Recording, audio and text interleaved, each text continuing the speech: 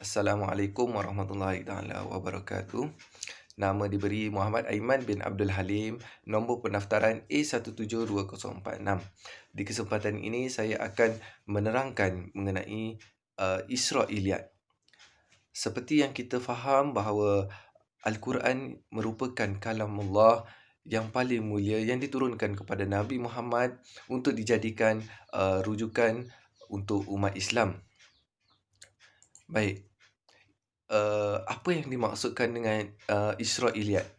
Israiliyat dari segi maknanya adalah riwayat yang bersumberkan daripada kitab Bani Israel atau riwayat yang berpunca daripada mereka sendiri.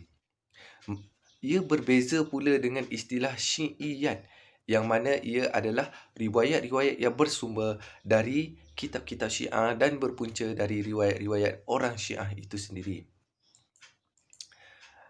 Seterusnya, mengenai pendapat daripada Az-Zahabi yang mengungkapkan bahawa Israiliyat mengandungi dua maksud, iaitu Israiliyat adalah sejarah atau cerita lama yang masuk ke dalam kitab tafsir dan hadis yang bersumberkan dari Yahudi dan Nasrani atau selain keduanya. Yang kedua, cerita yang dimaksudkan oleh musuh-musuh Islam baik yang datang dari Yahudi ataupun dari sumber yang lain. Hal demikian itu, lalu ia dimasukkan ke dalam tafsir dan hadis. Walaupun cerita itu adalah cerita lama dan memang dibuat oleh musuh-musuh Islam yang sengaja ingin merosakkan akidah kaum Muslim. Seterusnya, menurut pandangan Ahmad Khalil mengenai Israiliyat.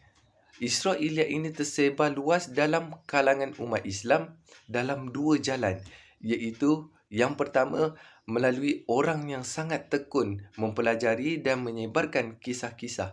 Ianya biasanya berlaku di masjid, iaitu orang yang pertama membuat penyebaran kisah-kisah ini adalah oleh Bani Umayyah. Di antara kisah yang terkenal adalah mengenai Abu Musa Al-Aswari bin Salam. Yang kedua adalah melalui para sufi dan orang-orang Syiah, yang mana ia boleh dibuktikan oleh orang-orang sufi yang terlibat dalam penyebaran Israiliyat ini dalam kitab Fihiyah At-Taba'at Al-Ashifa. Kitab ini dipenuhi dengan riwayat-riwayat daripada Taurat. Pengaruh mereka dalam menyebarkan ataupun penyebaran Israiliyat telah dibuktikan oleh seorang orientalis Jerman dalam sebuah buku yang bertajuk Asy-Syi'iyah wa Al-Israiliyat.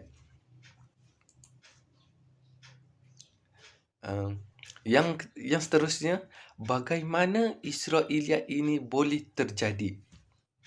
Baik, berlakunya Israiliyat ini adalah kerana penulisan tafsir pada zaman tabi'in yang tidak menitik beratkan kepentingan kualiti isnad al-hadis yang menjadi sumber rujukan di dalam tafsir bil maksur, yang mana telah menambah lagi faktor perkembangan Israiliyat ini, yang mana ramai di kalangan ahli tafsir pada ketika itu yang mengabaikan metodologi sanad hadis sehingga corak atau cara penafsiran mereka diwarnai dengan unsur-unsur Israiliyat. Secara umumnya, para ulama bersepakat bahawa Yahudilah sumber utama bagaimana tercerminnya kata Israiliyat ini. Apa yang boleh saya simpulkan di sini ialah bahawa Israiliyat adalah kesemua cerita lama yang telah masuk ke dalam tafsir dan hadis yang bersumberkan dari Yahudi dan Nasrani. Dan terbuktinya iaitu dengan bermulanya Israiliyat ini daripada orang Yahudi yang memeluk agama Islam dan terbawa-bawa ajaran mereka yang sebelumnya hingga pemahaman dan penerapan bercampur.